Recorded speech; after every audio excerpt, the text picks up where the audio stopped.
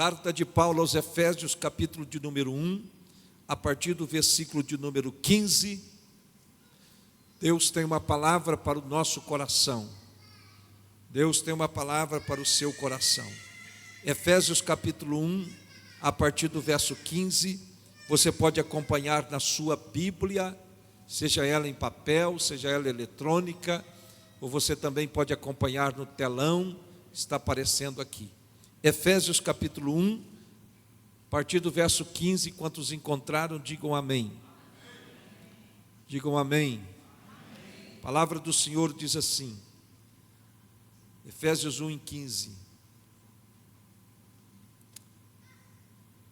Por essa razão, desde que ouvi falar da fé que vocês têm no Senhor Jesus e do amor que demonstram para com todos os santos, não deixo de dar graças por vocês, mencionando-o em minhas orações.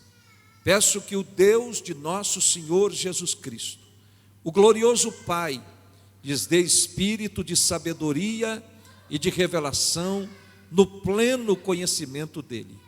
Oro também para que os olhos do coração de vocês sejam iluminados, a fim de que vocês conheçam a esperança para a qual ele os chamou, as riquezas da gloriosa herança dele nos santos, e a incomparável grandeza do seu poder para conosco, os que cremos, conforme a atuação da sua poderosa força. Esse poder ele exerceu em Cristo, ressuscitando-o dos mortos e fazendo-o assentar-se à sua direita nas regiões celestiais, muito acima de todo governo e autoridade, poder e domínio, e de todo nome que se possa mencionar, não apenas nesta era, mas também na que há de vir. Deus colocou todas as coisas debaixo de seus pés e o designou cabeça de todas as coisas para a igreja, que é o seu corpo, a plenitude daquele que enche todas as coisas em toda e qualquer circunstância. Quantos dizem amém? Feche os teus olhos, por favor, repita comigo esta oração, diga: Senhor Jesus, diga mais forte: Senhor Jesus, nesta noite eu preciso, eu quero ouvir a tua voz. Diga: Espírito Santo, fala comigo através da tua palavra, em nome de Jesus, amém. Queridos, terça-feira passada nós iniciamos aqui uma série de mensagens sobre a carta de Paulo aos Efésios. Terça-feira passada nós falamos sobre o tema que em Cristo nós já somos abençoados. Quantos estiveram aqui terça passada? Levante a sua mão, por favor. Alguns irmãos e irmãs, outros faltaram à aula, mas terça passada nós falamos sobre o tema que já somos abençoados em Cristo Jesus. E terça-feira passada nós falamos sobre 3 bênçãos. Quantas bênçãos? Quantas bênçãos? 3 bênçãos que nós já temos em Cristo. Bênçãos do passado, que a Bíblia diz que nós fomos escolhidos nele antes da fundação do mundo. Antes que houvesse natureza, antes que houvesse oceano, antes que houvesse universo, o plano de salvação já foi planejado por Deus antes que tudo existisse. Falamos também das bênçãos do presente, que em Cristo nós somos redimidos. E terça-feira passada falamos que Deus continua criando, que a criação não é um ato estático de Deus. Deus não criou o mundo, virou as costas e deixou o mundo acontecendo por si mesmo. Mas nós falamos terça passada que Deus continua redimindo, criando a nova criação, e Deus continua agindo espiritualmente na igreja, salvando, redimindo pessoas. Falamos também sobre as bênçãos do futuro, que em Cristo todas as coisas vão convergir na plenitude dos tempos, E terça-feira passada, para rememorar a sua memória, falamos que Deus tem um plano na história. A história não caminha para um desastre final. Não, Deus tem o controle da história. Falamos que a bênção do futuro também é o selo do Espírito Santo. Fomos selados com o Espírito Santo. E o Espírito Santo é a garantia de que Deus completará a sua obra na nossa vida. Se nós temos o Espírito Santo, se o Espírito Santo habita em você, isso significa que Deus já lhe deu a garantia de que Ele completará o propósito dEle, a obra dEle na sua vida, porque o Espírito Santo é esse sinal, o Espírito Santo é esta garantia de que Deus continua agindo na nossa vida e de que agirá até o dia final. Quantos entendem isso, digam amém. Hoje à noite, eu quero falar com vocês, nesses minutos que temos, sobre princípios para uma oração eficaz. Você pode repetir comigo esse tema? Diga comigo: princípios para uma oração eficaz. Pode ser melhor, vamos dizer mais forte: princípios para uma oração eficaz. Um grande homem de Deus chamado John Wesley, ele disse uma frase que fala muito ao meu coração. Ele disse o seguinte: Deus nada faz a não ser em resposta da oração. Um outro homem de Deus disse que a oração é a respiração da alma. Da mesma forma como a respiração, ela sustenta o teu corpo, da mesma forma como você tem que respirar para se manter vivo, a oração é o que mantém a sua alma em contato com Deus, em conexão com Deus. Quando você ora, a sua alma respira. Quando você ora, você recebe vida de Deus em você. A oração é esse meio pelo qual Deus compartilha conosco da vida espiritual. O que é oração, pastor? Oração é uma ponte entre os céus e a terra. Vou dizer de novo: oração é uma ponte entre os céus e a terra. Quando os discípulos perguntaram a Jesus e disseram: Senhor, ensina-nos a orar, na famosa oração do Pai Nosso, Jesus disse assim: venha o teu reino, seja feita a tua vontade, assim na terra como é feita no céu. O que é que Jesus estava querendo dizer com essas palavras? Jesus estava querendo dizer que através da oração nós podemos acessar os recursos do céu. Eu vou dizer de novo: a oração é tão importante, porque através da oração você traz o céu para a terra. Através da oração você acessa os recursos espirituais do céu. Deixe eu dizer algo a você esta noite: algumas coisas só acontecerão na sua vida se você orar. Algumas coisas só se tornarão realidade na sua vida se você orar. A oração, ela gera coisas. A oração, ela gera realidades. A oração tem o poder de trazer os recursos do céu. A oração tem o poder de gerar vida. A oração tem o poder de nos conectar com o Pai Celestial. Através da oração, você se conecta com uma dimensão espiritual. Através da oração, você se aproxima de Deus. Através da oração, você tem intimidade com Deus. E a Bíblia diz na Epístola ao Tiago que a oração de um justo, ela é poderosa e eficaz. A sua oração tem poder. A sua oração faz a diferença. A sua oração pode mudar a história. A sua oração pode mudar a realidade, porque a Bíblia diz que a oração de um justo é poderosa e eficaz. Então orar não é perder tempo. Orar não é você perder tempo. Tinha um pastor lá em Manaus, que ele tinha um costume de orar todos os dias, 2 horas pela manhã, me parece que de 7 às 9 da manhã.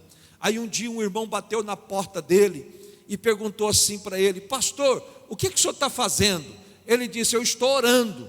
Aí o irmão disse: pastor, já que o senhor não está fazendo nada, então vamos ali fazer uma visita comigo, porque na mente de algumas pessoas orar é perder tempo. Na mente de algumas pessoas orar é gastar tempo. Na mente de algumas pessoas orar é não fazer nada. Por quê? Porque nós oramos a um Deus invisível. Nós oramos a um Deus que você não vê, você não toca. Nós oramos para um Deus que você não visualiza. Nós oramos para um Deus que não é concreto aos olhos humanos, não é tangível aos olhos humanos. Mas não é porque nós não oramos a um Deus que nós não podemos ver, que a oração não tem poder. Hoje à noite, desse texto que lemos, nós vamos ver esses princípios da oração eficaz. Como ter uma vida de oração rica, como orar mais. Queridos, nós oramos pouco. A Bíblia diz que nós devemos orar sem, mas nós oramos pouco. Nossas orações ainda são pequenas, nossas orações ainda às vezes são medíocres, nossas orações muitas das vezes são orações somente para pedir, nossas orações muitas das vezes são orações limitadas. Mas este texto é um texto rico da carta de Paulo aos Efésios, que nos ensina como ter uma vida de oração mais rica, como ter uma vida de oração mais poderosa. Quantos entendem isso e quantos estão comigo, digam amém. Primeiro lugar, primeiro princípio, para você ter uma vida de oração rica, poderosa, eficaz, tenha um coração agradecido. Tenha um coração agradecido. Você pode repetir comigo esta frase? Diga comigo: tenha um coração agradecido. Veja o que Paulo escreve no versículo 16. Paulo diz assim: não deixei de dar graças por vocês. O que Paulo está falando aqui, queridos? Olhe para cá, preste atenção. Paulo está orando para os crentes de Éfeso. Éfeso era uma cidade muito importante da época. Na verdade, Éfeso era uma metrópole, uma das grandes cidades da Ásia da época. E os crentes, os cristãos de Éfeso, eles viviam pressionados por uma sociedade que era uma sociedade pagã. Lá em Éfeso estava construída o famoso templo à deusa Diana dos Efésios. O templo da Diana dos Efésios era uma das 7 maravilhas do mundo antigo. Portanto, era uma cidade idólatra. Era uma cidade que tinha um peso espiritual muito grande. Era uma cidade que havia uma opressão muito grande. Era uma cidade que havia uma oposição espiritual muito forte. E Paulo está orando pelos crentes de Éfeso. E ele começa dizendo: eu dou graças a Deus por vocês. A oração, queridos, eficaz, ela não começa com petição, ela começa com gratidão. A gratidão, ela abre a porta para a intercessão. A Bíblia diz assim: em tudo dai graças, porque esta é a vontade de Deus para vós em Cristo Jesus. A Bíblia não diz assim: você tem que dar graça só pelas coisas boas, porque dar graça pelas coisas boas é fácil, sim ou não? Sim ou não? É muito fácil agradecer quando você está comendo filé mignon, quando está tudo bem, quando a família está bem, quando você está empregado, quando você tem dinheiro, quando você passeia no shopping, quando você está comendo picanha, quando está tudo legal, quando o teu time vence o campeonato, né? Meus pêsames aos flamenguistas. Quando você está tudo tranquilo na sua vida, aí você diz: Senhor, muito obrigado. Oh, que vida boa, Jesus, só tomando suco de laranja, só aqui na boa, no ar-condicionado. Oh, Jesus, que vida boa, glória a Deus, aleluia. Oh, Jesus, a minha vida é muito boa, eu te dou graça. Senhor, todo mundo gosta de mim, não tem ninguém, Senhor, que fala mal de mim, não tem nenhum fofoqueiro, não tem nenhuma fofoqueira. Senhor, todo mundo me elogia, todo mundo gosta de mim. Aí é fácil dar graças a Deus. Agora é quando a coisa muda, quando começa a faltar din-din, quando começa a faltar saúde, quando começa a faltar amigos, quando começa a faltar pessoas para te ajudar, quando o filho do capeta se levanta para falar mal de você, quando você começa a enfrentar reveses na vida, dificuldades na vida, aí dar graças não é fácil. Dar graças a Deus no dia da angústia, no dia do sofrimento, no dia da dor, no dia da crise, no dia da decepção. Mas deixe-me dizer uma coisa a você: este é o segredo dos vencedores, este é o segredo da vitória.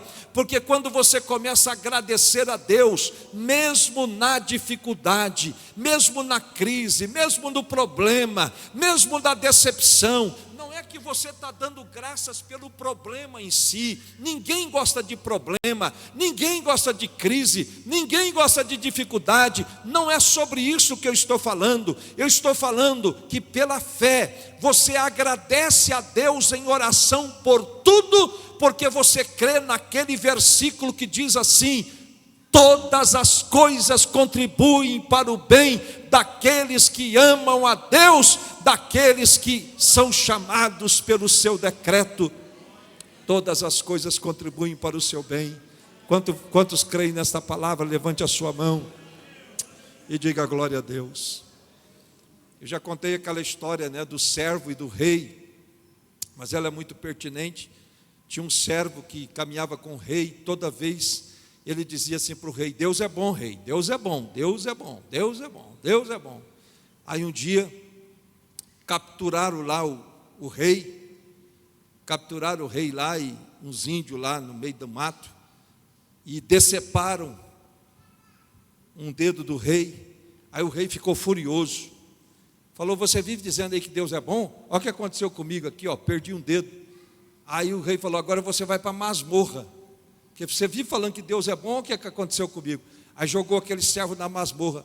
Passou-se alguns meses, o rei voltou a caçar, e quando ele voltou a caçar, alguns índios lá da floresta capturaram ele e iam oferecer ele em sacrifício no altar.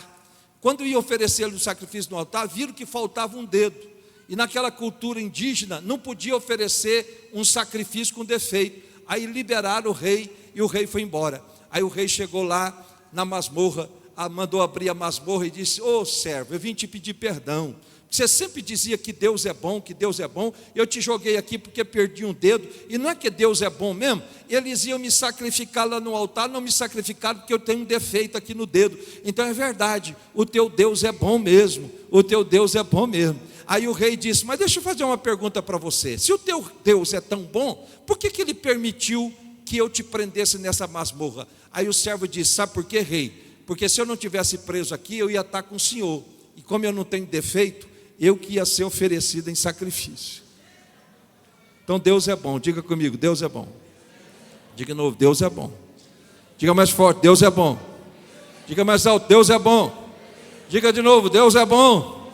Diga mais uma vez: Deus é bom. Diga pela última vez: Deus é bom. Dê um aplauso ao Senhor esta noite. Se você quer ter uma vida de oração eficaz, seja agradecido. Vamos em frente, queridos. Vamos em frente, segundo ponto do texto. Se você deseja ter uma vida de oração eficaz, viva em amor. Viva em amor. Repita comigo, diga: viva em amor. Pode ser mais forte: viva em amor. Olha o que o texto diz no versículo 15.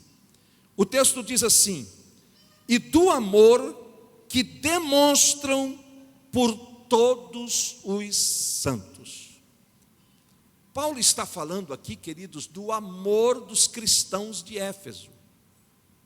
E Paulo está destacando que este amor é demonstrado a todos os santos. O que Paulo está dizendo? Paulo está dizendo que o amor dos efésios era evidenciado, estava à vista, estava revelado, estava demonstrado para todos os santos. Paulo enfatiza aqui essa característica dos cristãos de Éfeso. Como assim, pastor? Deixe-me te explicar em outras palavras.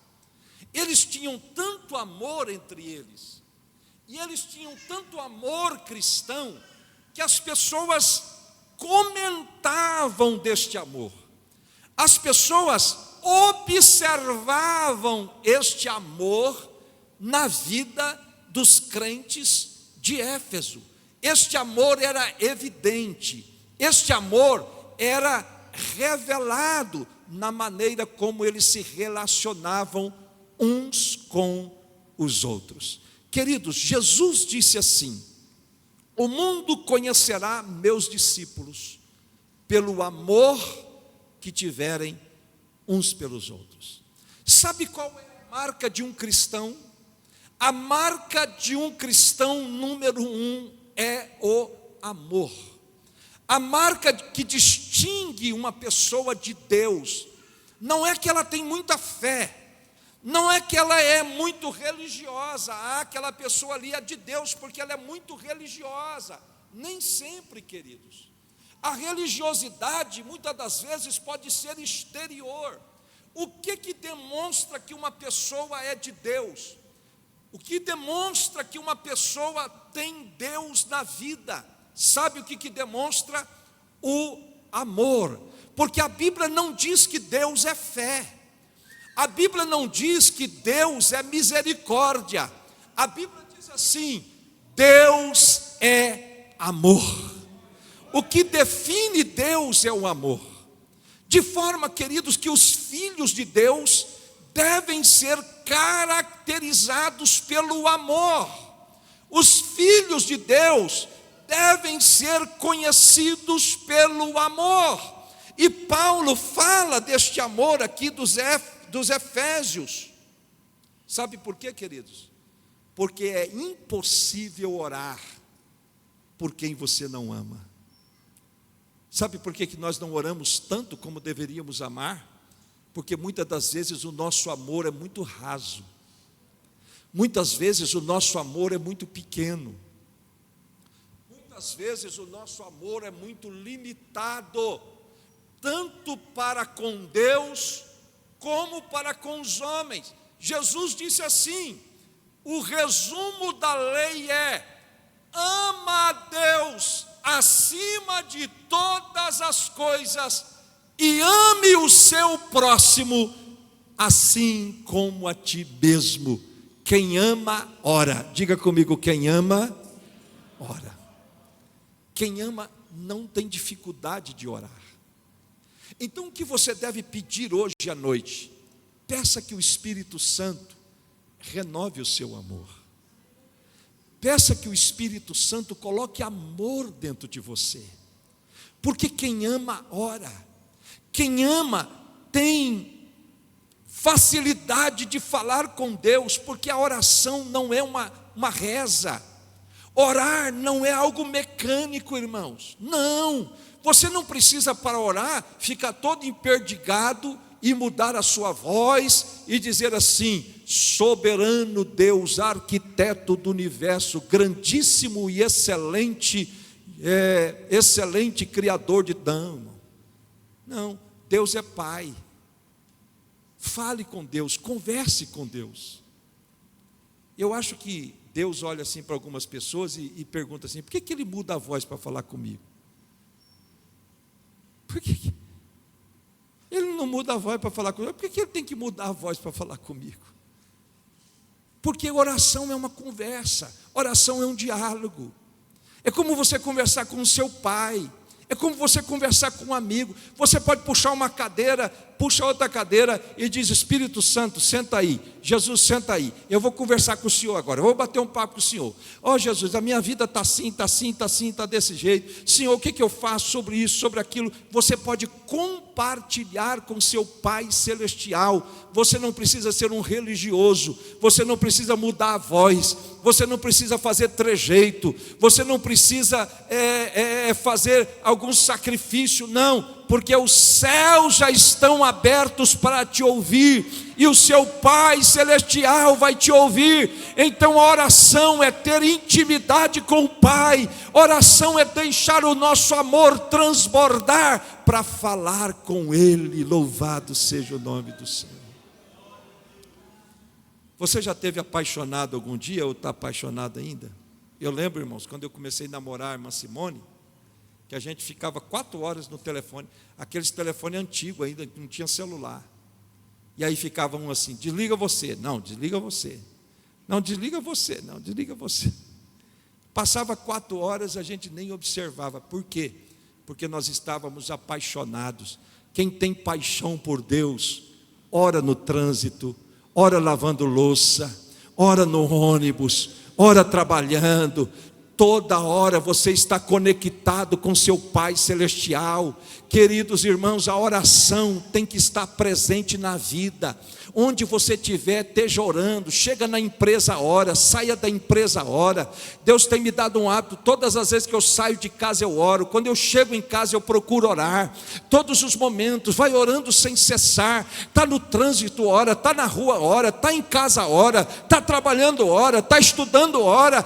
Todos os momentos você tem que estar conectado com seu Pai Celestial, e Ele vai te abençoar, e Ele vai te ouvir, Ele vai abrir as janelas dos céus, Ele vai derramar bênção sobre você, porque você está orando com seu coração cheio de amor. Quantos entendem isso, digam amém. Quantos têm filhos aqui? Quantos têm filho? Levanta a mão. Você já pensou, pastor Jeová, se o teu filho, todas as vezes que fosse falar com você, só fosse para pedir? Você já pensou, o teu filho, todas as vezes, ó, pai, eu quero isso, eu quero aquilo outro? Não, irmão. O filho pede, né? O filho pede, mas o filho também beija, o filho abraça, o filho diz: papai, eu te amo. Papai, você é tão bom. Mamãe, eu te amo. Porque é um relacionamento. Nós não podemos transformar a oração numa atividade mecânica, religiosa. Não, Deus me dá isso, me dá aquilo outro, eu quero aquilo outro, reclamar da vida. Não, não faça isso. Entre na presença do seu Deus com atitude de gratidão, porque o salmista diz assim no Salmo 100, versículo 4 e 5: entrem por suas portas com ações de graças, e em seus átrios com louvor. Dê-lhe graças e bendiga o seu nome, pois o Senhor é bom e o seu amor leal é eterno. A sua fidelidade permanece por todas as gerações. O Senhor é bom. O Senhor.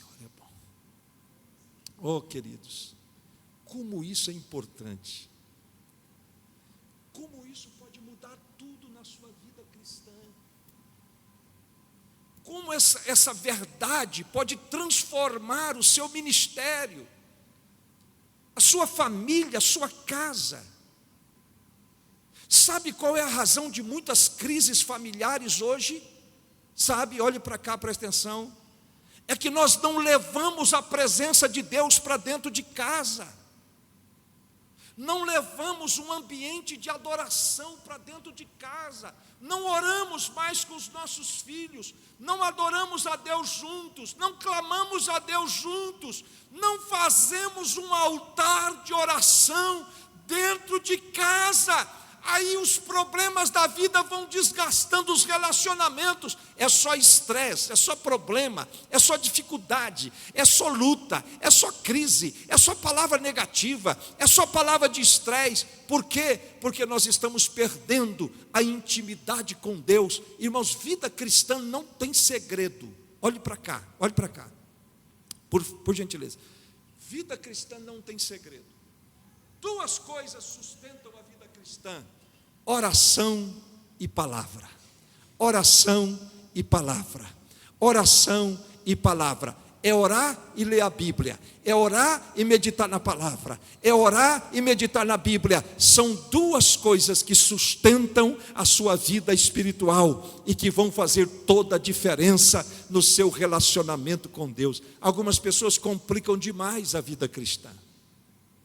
Algumas pessoas criam muitas fantasias. Eu acho que tem que fazer isso, eu acho que tem que fazer aquilo. Não, eu acho que eu tenho que ir para aquela igreja, porque aquela igreja que é forte. Não, ali é que é forte. Ali tem uma oração forte. Eu acho que a oração da minha igreja é muito fraquinha, então eu tenho que ir na oração forte, na corrente forte. Irmão, larga a mão. Sabe o que é forte, irmão? Não é igreja, não é pastor, não é bispo, não é apóstolo, não é vice-deus, não é Jeová Júnior. Quem é forte é o Espírito Santo de Deus. E eu vou dizer uma coisa para você: a sua oração não tem diferença nenhuma da minha, que sou pastor. Não é porque eu sou pastor que a minha oração tem mais poder que a sua, não. Irmão, cai fora. Isso aí é coisa de homem. Você é filha de Deus, você é filho de Deus. Você não precisa de intermediário, de bispo, de apóstolo, de isso, de tudo aqui, não. Você pode entrar diretamente no trono da graça, porque Jesus morreu por você, derramou seu sangue por você. Você tem autoridade para falar com Deus, e quando você fala com Deus, o céu se abre e Deus te ouve, porque você é filho, você é filha. Você é comprado e redimido pelo sangue do Cordeiro. Quantos entendem isso? Levante a mão e diga glória a Deus. Diga glória a Deus. Princípios para uma oração eficaz: tenha um coração agradecido, viva em amor. Vamos em frente. Terceiro princípio: seja um intercessor. Repita comigo, diga: seja um intercessor. Olha o que Paulo diz aqui, interessante, no versículo 16, ele diz assim: mencionando-os em minhas orações. Olhe para cá, por favor. O que é a palavra mencionar? Mencionar é citar, é falar, é descrever, é lembrar.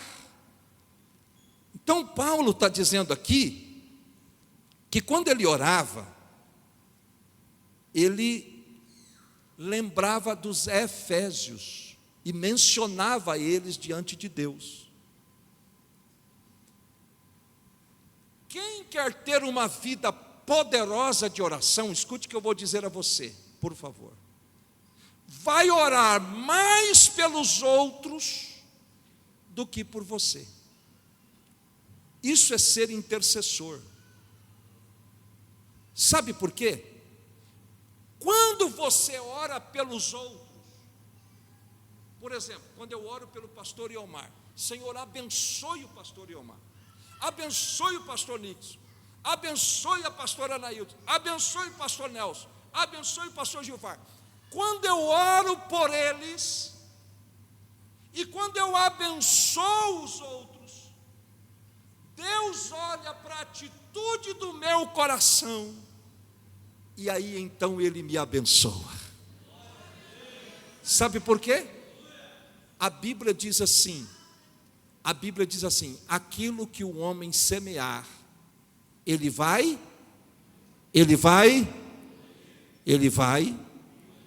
Isso não é só financeiramente, Isso não é só ligado a dízimos e ofertas, isso é espiritual. Intercessores são abençoados. Paulo está dizendo aqui que ele menciona os efésios nas suas orações. Deixe-me te dar uma sugestão. Faça uma lista de oração. Coloque no seu celular nome de pessoas. Ore pela sua família. Você tem orado pelos seus parentes? Ore pelos seus amigos. Ore pelos seus parentes. Ore pela sua igreja. Ore pela sua nação. E ore por pessoas que ainda não conhecem a Cristo. Coloque no seu celular, na sua agenda. Quando você for orar, você vai citando nomes, você vai olhando os nomes.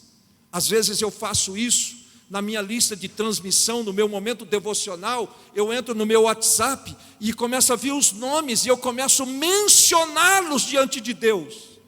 Senhor, abençoe o fulano, abençoe a fulana, abençoe o cicrano, abençoe o Bastião, abençoe o Manel, abençoe a Maria, abençoe o João, abençoe a Tereza, abençoe, abençoe, abençoe. Vai mencionando diante de Deus seus irmãos, seus amigos, seus pais, seus familiares, seus colaboradores, seu patrão, sua nação, sua igreja, seu pastor, seus líderes. Seja um intercessor, porque os intercessores são aqueles que escrevem a história. Os historiadores registram a história. Os intercessores escrevem a história, porque Deus nada faz a não ser através da oração. A oração muda o curso da história, porque um dia, uma oração fez o sol se deter no vale de Aijalon. Quando Josué clamou, a oração tem o poder de mudar o curso da história. Então aprenda a orar, interceda.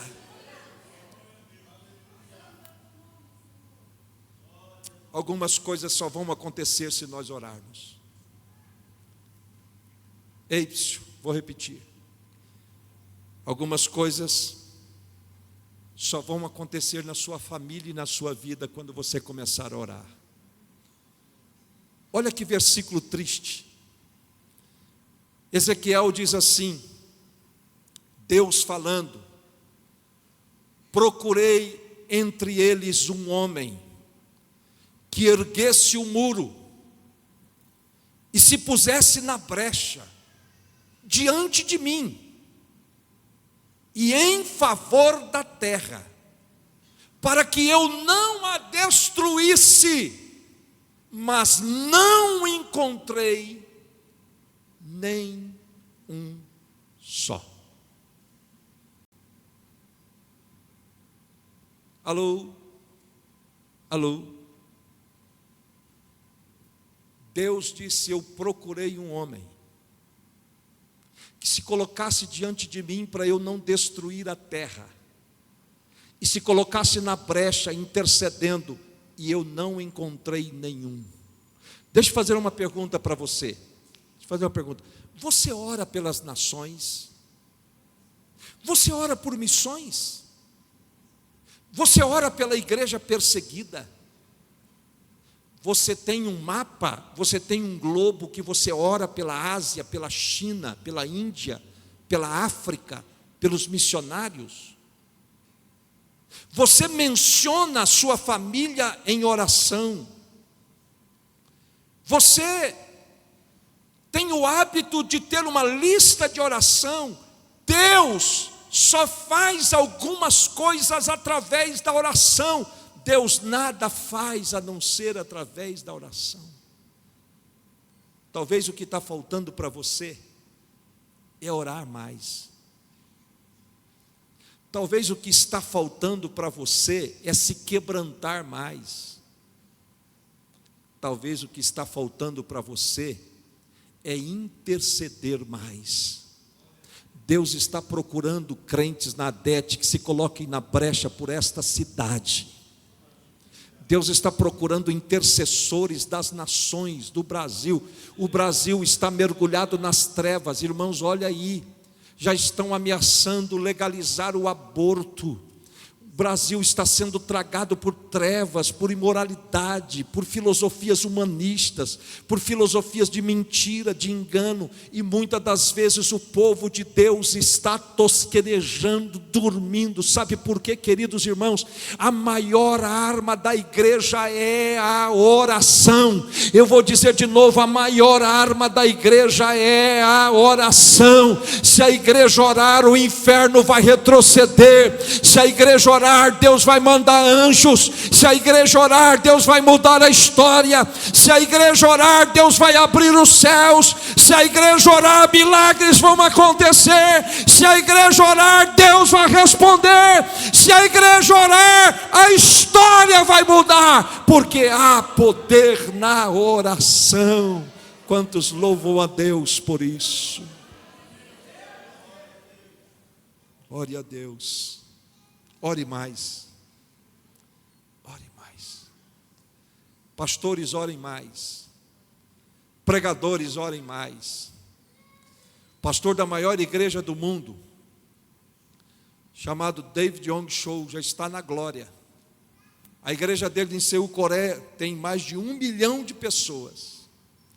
E uma vez ele esteve em São Paulo pregando, e os pastores que estavam ouvindo ele passaram vergonha, porque ele disse assim: eu estou orando muito pouco, tem que orar mais. Eu estou orando somente 5 horas por dia. Aí um pastor olhava para o outro, outro olhava: quanto tempo você ora? 15 minutos, 10, meia hora.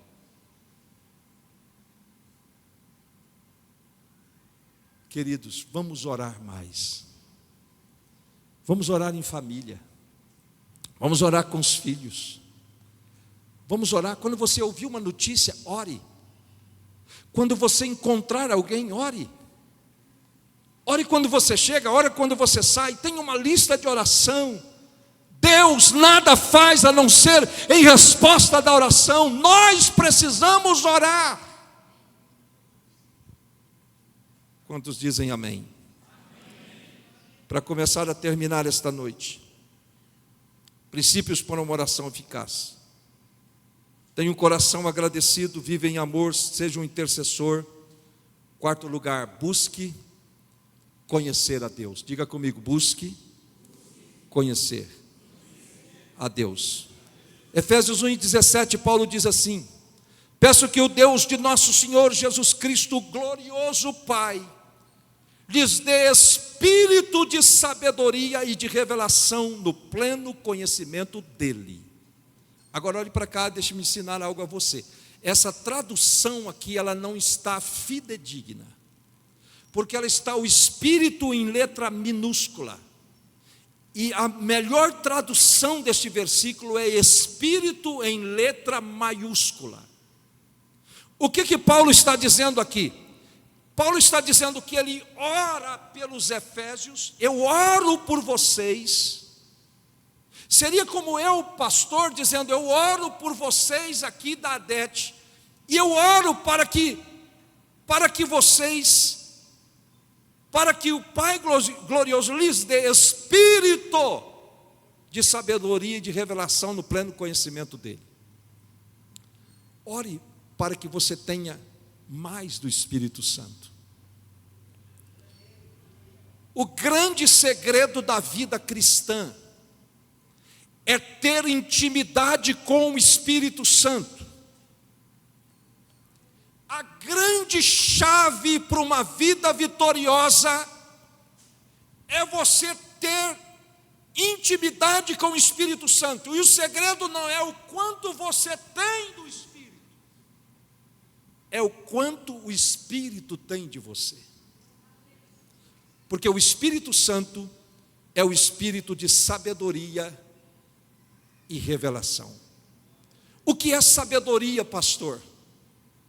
Sabedoria, preste atenção nessa definição, é olhar a vida pelos olhos de Deus. Sabedoria é olhar a vida pelos olhos de Deus. Quando o Espírito Santo te dirige, você faz as escolhas corretas. Quando o Espírito Santo te dirige, você erra menos. Quando o Espírito Santo te dirige, você sofre menos decepções. Porque você passa a enxergar a vida não dos olhos humanos. Você enxerga a vida pelos olhos de Deus. Você passa a olhar para a realidade a partir de uma perspectiva divina. Tudo muda. Tudo muda. Quando você começa a enxergar a vida pelos olhos de Deus. Os problemas começam a ter solução. Você não olha para as pessoas com o teu olhar natural, julgando as pessoas, criticando, humilhando. Não, você olha pelos olhos de Deus. E quando Deus olha para você, e quando Deus olha para mim, quando Deus olha para nós, Deus olha com amor, com graça, com misericórdia. E você passa a enxergar a vida pelos olhos de Deus, e você passa a ter a revelação de Deus. O Espírito Santo é o Espírito da revelação, que te revela, que te mostra quem é Deus. Quando você for orar, ore assim: Senhor, me encha do teu Espírito, porque o teu Espírito é o Espírito de sabedoria. Irmãos, a oração, olhe para cá por favor, a oração que todos nós temos que fazer todos os dias é: Deus, me dá sabedoria. Eu preciso de sabedoria. Eu preciso de enxergar a vida pelos olhos de Deus. Eu preciso ver as coisas pelos olhos de Deus. Ore por revelação, conhecimento de Deus. Se aprofunde no seu relacionamento com Deus. Invista na eternidade. Porque o tempo que você está passando aqui é um tempo breve, pequeno. O seu destino é o céu. O seu destino é a eternidade. Se você quer ter uma vida de oração eficaz, peça sabedoria e revelação. Quantos dizem glória a Deus? Fique em pé na presença do Senhor, por favor.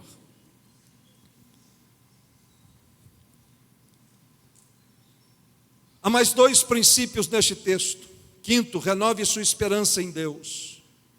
Quando ele diz no verso 18: oro também para que os olhos do coração de vocês sejam iluminados, a fim de que vocês conheçam a esperança para a qual ele os chamou. Diga comigo: olhos do coração. Não, está muito fraco. Olhos do coração. Você sabia que o teu coração tem olhos? Sabia disso? Teu coração tem olhos. Mas o que é coração aqui, pastor? Coração é o homem interior, a alma. Coração é esta pessoa que você não enxerga, você está enxergando o meu exterior, mas a minha alma, o meu espírito, o homem interior, você não consegue ver com os olhos humanos, Deus vê. Mas Paulo está dizendo que o seu coração tem olhos. Você enxerga no mundo espiritual aquilo que os teus olhos humanos não podem ver. Agora, olhe que coisa linda, Paulo diz aqui, Paulo está dizendo aqui, eu vou repetir, olha o que Paulo está dizendo. Paulo está dizendo assim: oro também para que os olhos do coração de vocês sejam iluminados, para que vocês enxerguem com os olhos da alma, para que vocês enxerguem com os olhos do homem interior. Paulo diz: eu oro para que Deus abra os olhos do coração de vocês. E aí ele completa dizendo assim: para que o coração de vocês seja iluminado, a fim de que vocês conheçam a esperança. Você sabia que a esperança nasce de dentro? Toda esperança externa é ilusória, fictícia, utópica e passageira. Toda esperança exteriorizada são castelos de areia que construímos nas praias da vida. Um turista estava vendo um menino construir um castelo de areia numa das praias. E o menino construiu o castelo bonitinho, daqui a pouco veio uma onda e derrubou o castelo. Aí o menino virou as costas, saiu sorrindo, correndo. Sabe qual é a diferença desse menino? Ele sabia que os castelos de areia dele seriam destruídos. Mas nós, quando nossos castelos desmoronam, nós sofremos, porque nós achamos que os nossos castelos serão eternos. E toda esperança exteriorizada é fútil, passageira e ilusória. Você curte aquele momento, você celebra aquela conquista, mas ela passa. Mas Paulo está dizendo que quando nós oramos, os olhos da nossa alma se abrem para ver uma esperança que nasce de dentro para fora. Esperança que não pode ser destruída pelas circunstâncias da vida. Esperança que sobrepõe as lutas do dia a dia. Porque não vem de fora para dentro, vem de dentro para fora. É uma esperança eterna. O dinheiro não compra. A religiosidade não compra. Mas quem ora tem esperança. Sabe por quê? Porque a oração abre os olhos da nossa alma para enxergar esperança onde existe descrença e desespero. Quem ora tem a alma encharcada de esperança. E a esperança é o motor da vida. Porque a vitória da esperança não é vencer.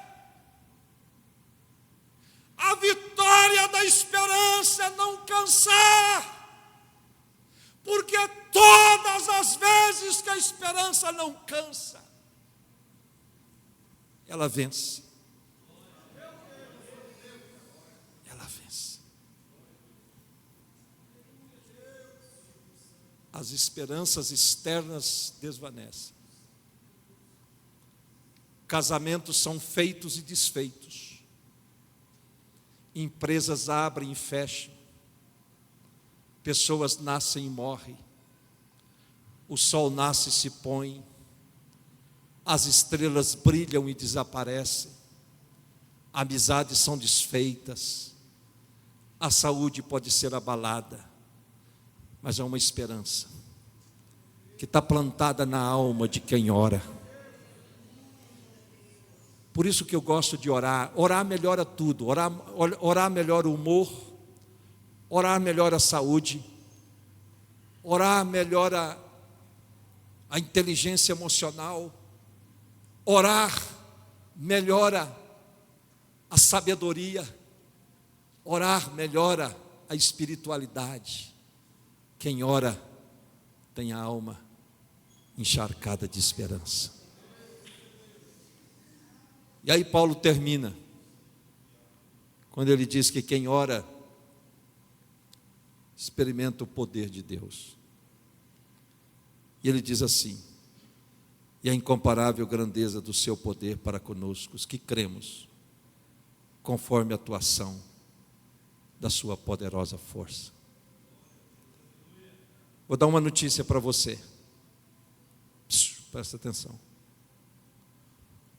o maior poder do universo está à sua disposição, a um passo de um joelho no chão. Porque Paulo diz que esse poder é o mesmo que ressuscitou Cristo do túmulo e o fez assentar nas regiões celestiais, acima de todo nome, de todo poder e de toda autoridade.